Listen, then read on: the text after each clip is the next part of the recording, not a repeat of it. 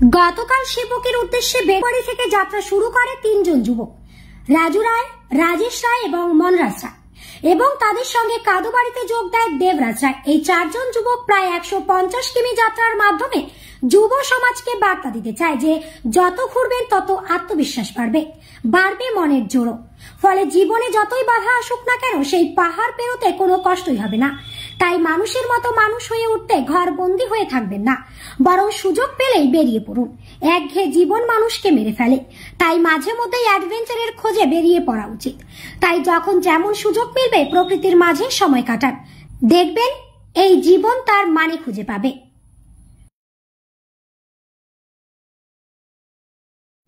আচ্ছা, বলছিলাম আপনারা প্রায় যে এই 150 কিমি যাত্রা অতিক্রম করলেন, তো এই বিষয়ে আপনারা কি বলতে চান?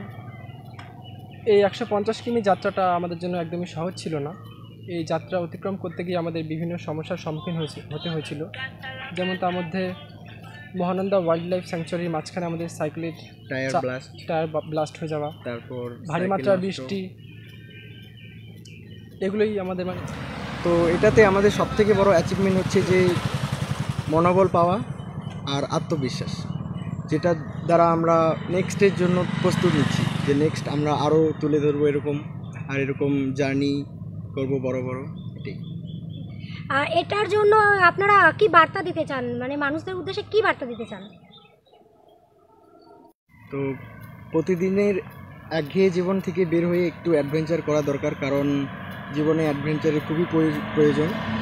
আর মন ভালো রাখতে ঘোরা দরকার সবারই, তো সবাই এটা যেন ট্রাই করে, এটাই বলতে চাই। আপনার নাম? আমার নাম রাজু রায়।